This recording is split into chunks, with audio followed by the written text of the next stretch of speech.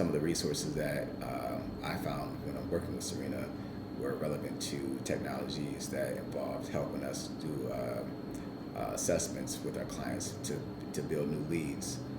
Also analyzing our team, like as far as capacity and the skill sets that we have. With Cyrina, I actually found through her coaching that I actually have a big passion for content creation.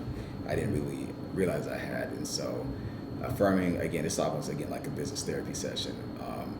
And so that is something I found valuable when working with Cyrina.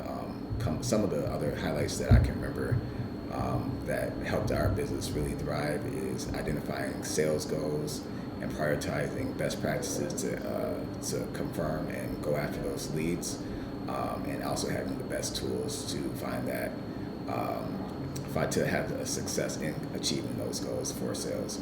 Another thing that I would like to highlight is the ways that we highlighted the certain customer segments that we have between the churches and the volunteers and the nonprofits that we serve, and how do we provide the best value for those clients. And so, again, I'm grateful for the work that Cyrina has done. I'm excited to continue working with Cyrina and recommending her to others. Thank you.